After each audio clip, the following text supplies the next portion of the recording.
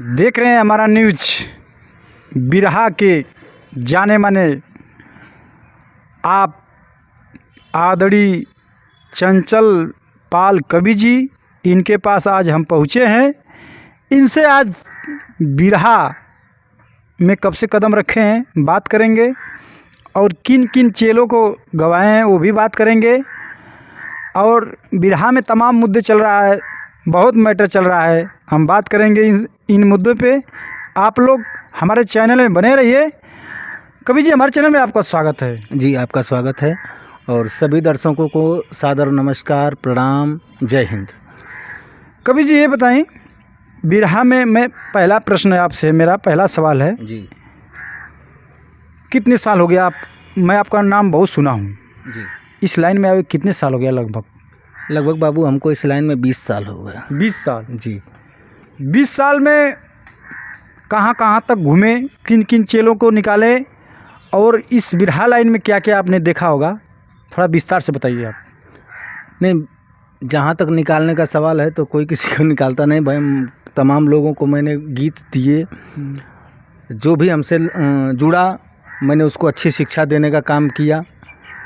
और जहाँ तक घूमने का सवाल है तो जहाँ तक भी रहा है वहाँ तक मैं घूम डाला। 20 साल तेज में बहुत दिन तक मैं गीता त्यागी जी के साथ में था, तो उनके साथ में थे तो बहुत घूमा उनके साथ में। अब वहाँ से जब हम बनारस आए तो हमारे गुरुजी, पहलवानों को भगवान कहे जाने वाले श्री मनोहर पहलवान गुरुजी ने हमको उपेंद्र जी के साथ में लगाए हमको गुरुजी। तब से उपेंद्र लाल के साथ में हम घूम ही रहे हैं, चल ही रहे हैं। और गीत गाने के लिए आप देख भी रहे होंगे आप लोग, तमाम सोशल मीडिया का प्लेटफॉर्म है, किसी से अछूता नहीं है।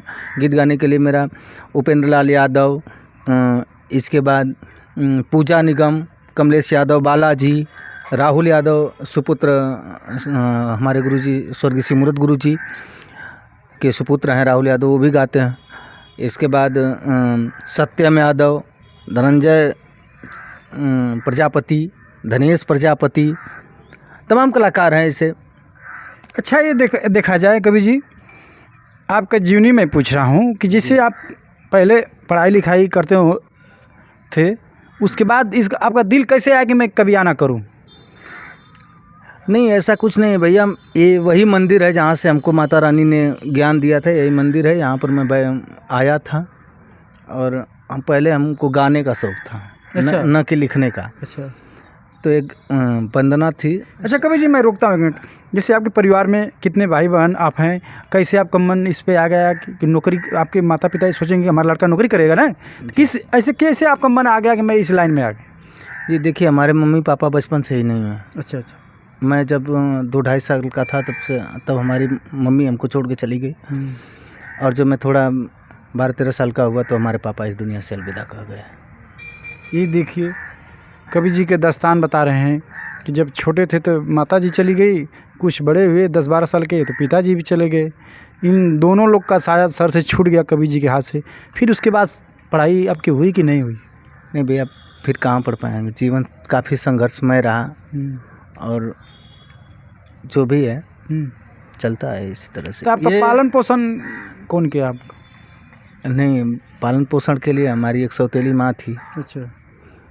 वो लोग किए, लेकिन बाद में उन लोगों ने भी काफ़ी, आप जानते ही हैं कैसा व्यवहार है होता है। मैंने काफ़ी संघर्ष झेला अपने ज़िंदगी में, जो होते हैं कि वास्तव में एक भगवान सब कुछ दुनिया में, अगर मैं कहना चाहूँगा कि हे भगवान, आदमी से सब कुछ छीन लेना, लेकिन उस बच्चे से कभी किसी की माँ ना छीने,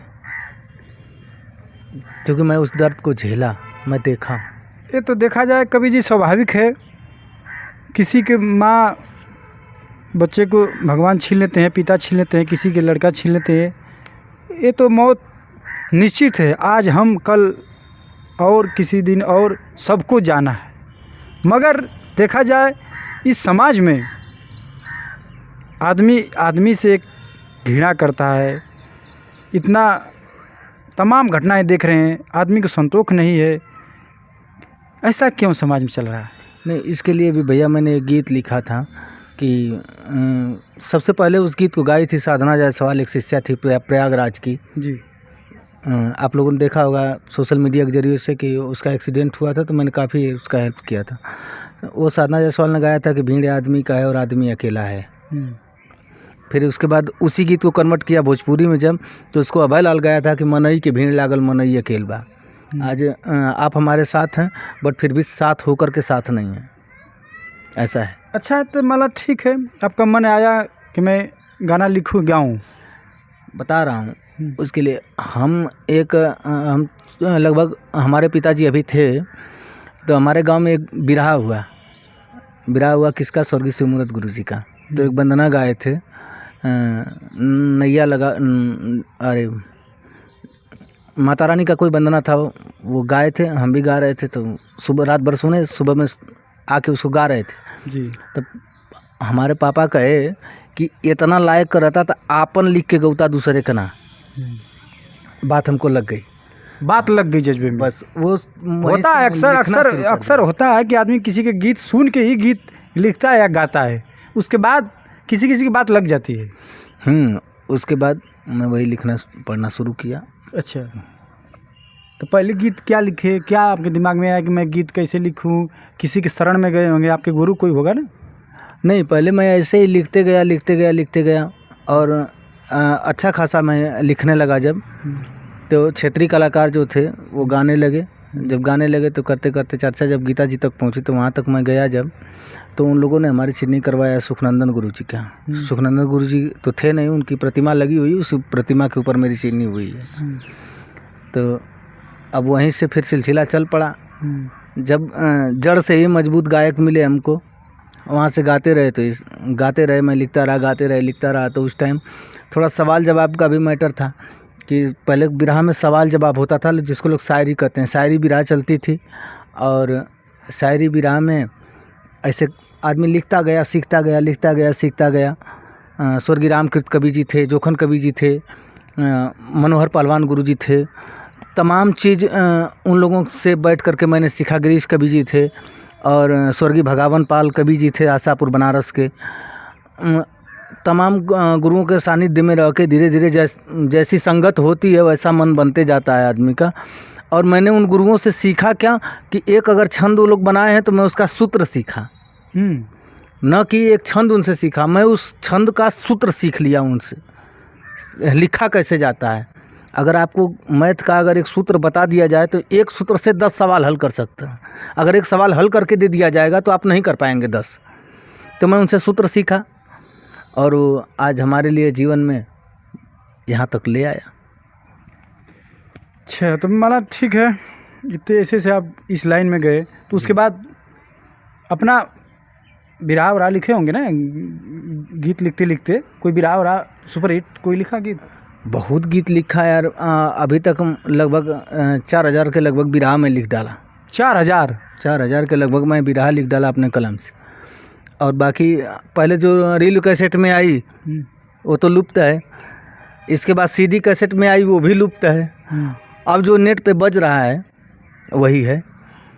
तो इस समय देखा जाए जो आपके शिष्य हैं, नए आए हैं, इस समय अगर एक कांड अगर हो गया, जैसे ये ज्योति मौर्य वाला सिस्टम आया था बीच में ना मैटर, उस मैटर पे मैंने 8 बिरहा लिखा।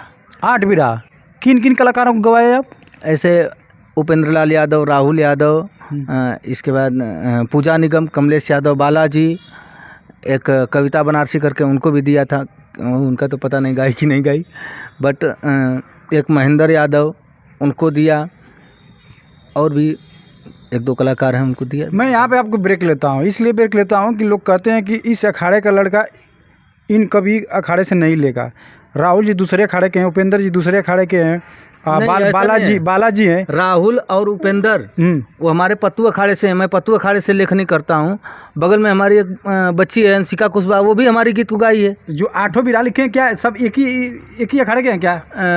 जी नहीं। हाँ, तब जैसे महेंद्र गाते हैं तो दिल मोहम्मद अखाड़े का गाते हैं जी, और ये राहुल गाते हैं तो हमारे पत्तू अखाड़े से गाते हैं जी, और उपेंद्र तो हमारे पर्सनल कलाकार है ही हैं, पत्तू अखाड़े से गाते हैं।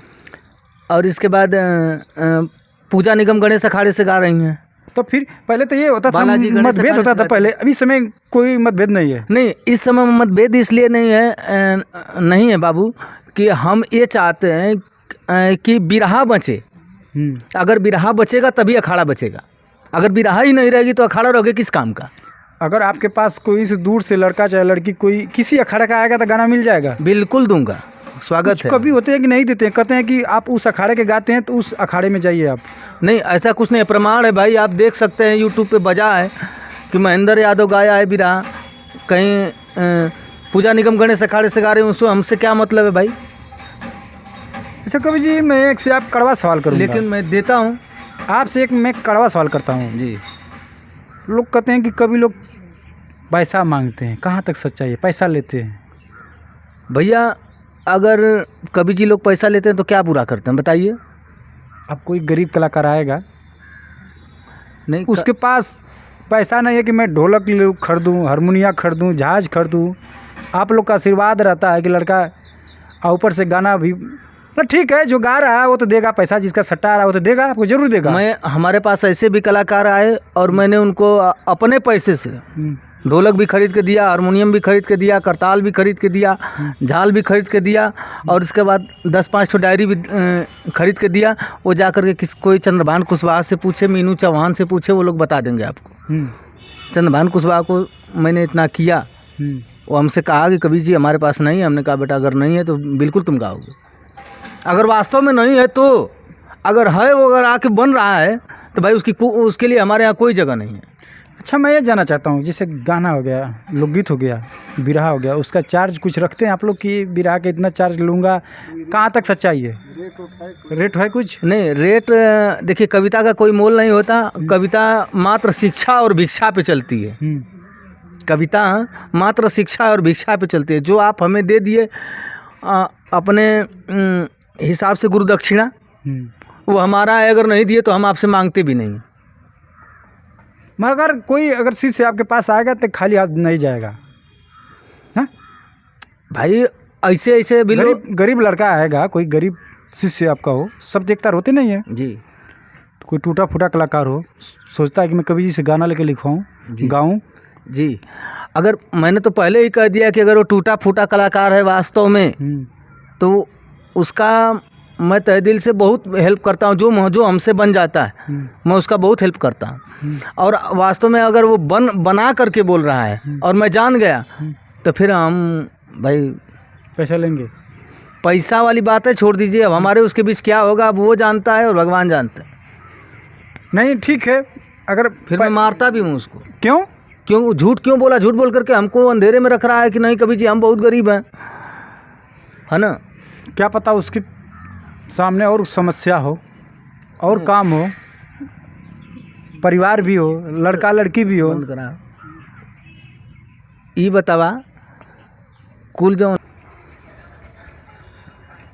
तो कवि जी बताएं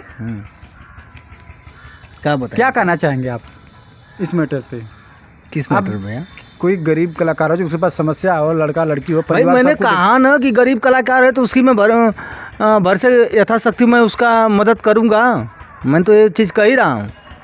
होता है, हर कलाकार को सट्टा नहीं चलता है। आज देखिए सुनिए, मैं आपको बता दूं, कलाकारों और कवियों की जहाँ तक आप बात कर रहे हैं, मैंने अच्छे कभी घर में खाना नहीं बनते देखा है। कलाकार सुनिए रामाश्रय जी, कलाकार गाड़ी में चढ़ेगा तो उसका पैसा लगेगा, कवि जी चढ़ेंगे तो नहीं लगेगा। कवि जी किताब लाते हैं, कापी लाते हैं, उसका पैसा नहीं लगता है। कवि जी का बच्चा बढ़िया स्कूल में नहीं पढ़ सकता है, खाली गवैया का बच्चा बढ़िया स्कूल में पढ़ेगा। सबका पढ़ेगा। हमने एक गीत लिखा था कि उसको गाने के लिए कोई कलाकार तैयार नहीं हुआ। मैं कहा कि चलिए रिकॉर्डिंग का भी पैसा दे दूंगा, लोग रिकॉर्डिंग उसकी गाने के लिए तैयार नहीं हुआ। तो कवि जी ये बताइए, बोलिए, कि अगर कलाकार के पास बहुत समस्याएं होती है ना, घर का, परिवार का, सब कुछ देखते हुए आपके पास आता है। नहीं, अगर समस्याएं सिर्फ कलाकार के पास ही नहीं होती हैं, समस्या तो कवि जी के पास भी है। ठीक है, लेकिन आप तो कवि जी बताइए, कलाकार आपको गुरु मानता है, आप लोग नहीं गुरु मानता तो हम भी तो उसको शिष्य मान रहे हैं बाबू। हम कहाँ उसको मना कर रहे हैं, हम भी उसको शिष्य मान रहे हैं। अगर समस्या उसके पास भी है तो समस्या हमारे पास भी है। अगर उसके भी माँ बाप भी बच्चे हैं तो हमारे भी हैं। ये सिर्फ बात हमारे ऊपर नहीं लागू होती, तमाम उन कवियों के ऊपर लागू होती है। क्योंकि जितने शिष्य होते हैं गाना सुनने और गाने का बहुत शौक होता है, दर दर भटकते हैं, किस कवि के पास जाए। नहीं, दर दर भटकते हैं तो बाबू वो अपने गलती से भटकते हैं। आपका नाम लेके ही आते हैं कि अरे कवि जी अच्छे हैं, उनके पास चलेंगे तो बिरा देंगे, गाना देंगे, आपका नाम लेके आते हैं। आप बेचारा का प्रोग्राम नहीं चल रहा है, सोच रहा है कि मैं मार्केट में आऊँ, कैसे आऊँ। नहीं तो भाई उसके लिए भी तो मैं पहले आपको कितनी बार कह चुका हूँ कि अगर वह निर्धन कलाकार है तो मैं उसका जी जान से मदद करता हूँ भाई। मैंने तो ये भी बताया कि मैं कलाकारों को ढोलक हारमोनियम तक खरीद के दिया हूँ। जब आप इतने ढोलक हारमोनिया खरीद के देते हैं तो कलाकार से पैसा फिर क्यों लेते हैं? नहीं, वो तो लेना पड़ेगा भाई, क्योंकि दूसरे निर्धन की सहायता करने के लिए आएगा कहाँ से? कि मैं अलग से कोई काम तो किया नहीं हूँ, मेरी फैक्ट्री तो है नहीं। फैक्ट्री नहीं है कवि जी, मगर एक निर्धन की सहायता करने के लिए एक धनवान से लेना तो पड़ेगा ही। आज देखिए अच्छे अच्छे कलाकार हैं भाई, साल में नई नई गाड़ी बदल रहे हैं। अच्छे अच्छे कवियों को मैंने पैदल चलते देखा है। मैं खुद हूँ उसमें से। हमारी ही गीत गा करके लोग कोठी बांध लिए। हमारे पास कुछ नहीं है, 0 बटा सन्नाटा हूँ मैं। नहीं ठीक है, आपका कवियों का शोषण शुरू से होता रहा है, चाहे वो कोई कभी हो। आपका बात स्वाभाविक है, जिसका प्रोग्राम चल रहा है, जिसका पैसा आ रहा है, उसका तो स्वाभाविक है कि आपको सेवा करना जरूरी है। मगर नए नए कलाकार जो आ रहे हैं, गरीब कलाकार, अरे भैया जिसके पास आ रहा है वो भी नहीं देना चाह रहा है ना। कह तो रहे हैं कि हमारे यहाँ एक ठो कलाकार है, मैं दिन भर घर पे ही रहता हूँ, इसको आप लोग जानते हैं, मैं दिन भर घर पे ही रहता हूँ। कोई कलाकार आएगा गुरुजी, एक ठे रामायण से, एक ठे महाभारत से, एक ठे कांड, एक ठे वीर रस, एक ठे लोकगीत, एक ठे वंदना, एक ठे सेहरा गुरुजी, एक ठे निर्गुण, इतना देता गुरुजी ना तो काम हो जात गुरुदेव, हमारा लगनिया सरक जात। तो हम ओकरे बाद उससे कोई ला कि भैया तब कुछ माल निकाला तब दे। ऐसे कि हम जाने लगे उस साल भर दिखाई ना दुआरे, कवि जी मरत हुई हैं तो मर जाए। मैंने यार ऐसे ऐसे कलाकारों को देखा है कि कवि जी दुनिया में नहीं रहे और उनकी गीत को गा करके ये लोग अच्छा 4 व्हीलर से घूम रहे हैं। और जब कवि जी की मौत हुई ना तो दरवाजे पर मिलने के लिए नहीं गए, उनको देखने के लिए नहीं गए। लास्ट बार अंतिम बार चेहरा उनका कि नहीं देख लें कि कवि जी मर गए तो किस हालत में हैं। ऐसा करिए कि आप कलम, कोई कलाकार आता है तो कलम ले लीजिए, कापी पे लिखवा लीजिए कि कभी मरेगा तो आप सामने आएंगे कि नहीं। अरे यार वो तो वसीयत अपने बच्चों से नहीं कोई कर पाता है। वो तो उनके ऊपर है ना, मैं कलाकार के उससे कैसे वसीयत? उनके ऊपर है ना। जब आप सोच रहे हैं उनका मानसिकता होगा कि नहीं जाएंगे, ठीक है। नहीं तो ऐसा होते हुए मैं एक बार नहीं, मैं 20 साल के सफ़र में बहुत देखा हूँ। और उसी कवि जी के गीत को गा करके आप 4 व्हीलर से चल रहे हैं, वह कभी आपके लिए जान लगा दिया, लेकिन आप उसके मर जाने के बाद उसके दरवाजे पर नहीं जाते हैं। आज थोड़ा जाइएगा, और वो कलाकार बंधु समझ रहे होंगे मैं किसको कह रहा हूँ। वो आप जाइएगा और देखिएगा कि वहाँ गुरुवाइन की क्या हाल है।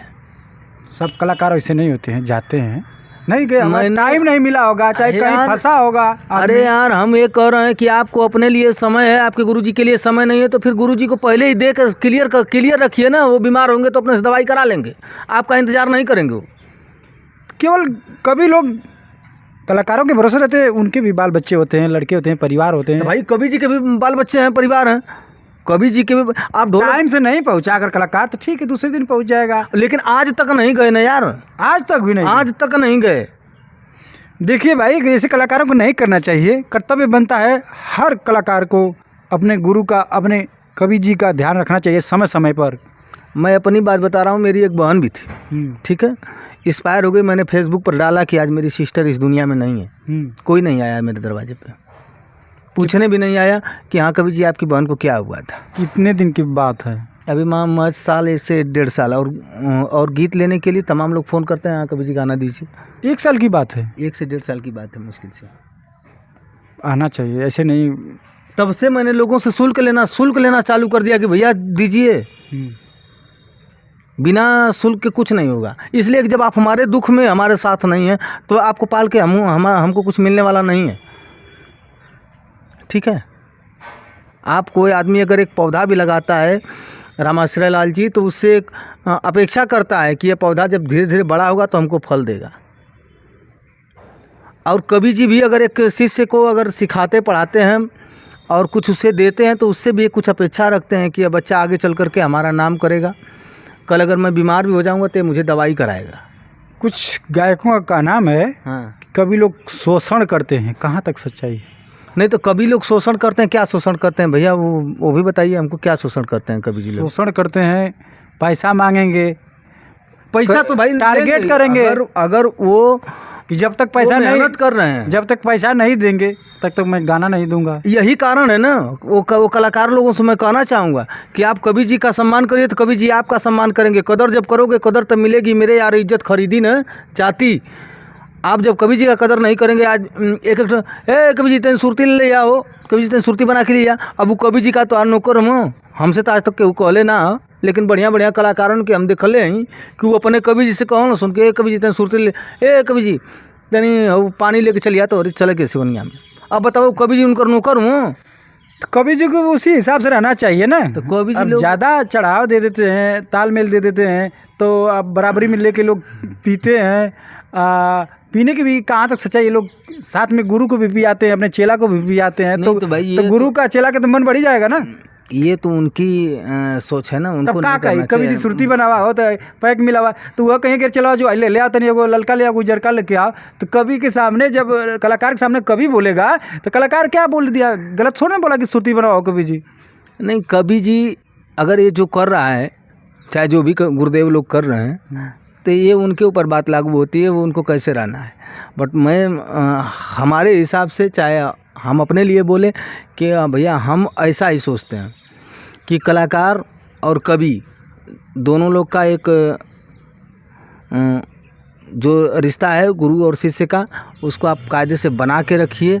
और दोनों एक दूसरे के पूरक हैं, दोनों लोग एक दूसरे का के दुख दर्द को समझिए, और उसको समझ करके जब आप रहिएगा तो कभी ऐसी स्थिति देखने को नहीं आएगी। कब क्या कहना चाहेंगे अब आने वाले कलाकार को, जाने वाले कलाकार को, जो भी पैसा देते हैं उनको, नहीं देते उनको, सबको क्या कहना चाहेंगे?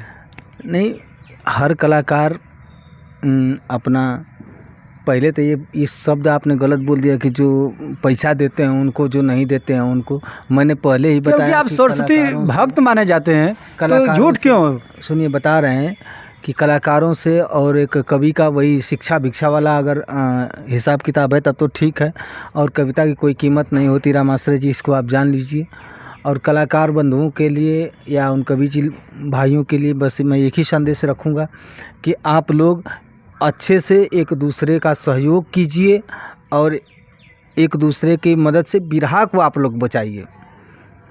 ना ही अखाड़ावाद, ना ही जातिवाद, ना ही पैसे को लेकर के कोई लफड़ा करिए। शिष्य लोग जो हैं वो गुरुओं को उनकी गुरुदक्षिणा भाई ज़रूर आप लोग पहुंचाइए। और आ गई ना बात पैसे की। गुरु देखिए, कवि जी बोल रहे हैं गुरु दक्षिणा जरूर पहुंचाइए। सुनिए, अगर गुरु दक्षिणा अगर नहीं देगा, अगर वो गुरु दक्षिणा नहीं देगा तो बिना गुरु दक्षिणा के तो भगवान शिव का भी नहीं उद्धार हुआ। बिना गुरु दक्षिणा दिए भगवान शिव का भी नहीं उद्धार हुआ है। आप कहाँ से उद्धार हो जाएंगे यार? तो के साथ हर कलाकार को, हर उस कलाकार को यही कहेंगे कि भैया आप लोग अच्छे से एक दूसरे से प्रेम और सौहार्द को बना करके, और अपने गुरुओं के सानिध्य में हर किसी का सम्मान करते हुए बिरहा को बचाइए। न कि जातिवाद हो उसमें एक भाईचारा का आप लोग संदेश दीजिए। जैसा कि यह बिरहा एक संत का आशीर्वाद है, उस तरह से आप लोग बिरहा को संजो करके और आपसी प्रेम व्यवहार, प्रेम सौहार्द से गुरु बिहारी की बगिया को आप सींचते रहिए। ये थे चंचल पाल कवि जी। इनका सुझाव कैसा लगा? और हमारे चैनल को लाइक कीजिए, सब्सक्राइब कीजिए। धन्यवाद।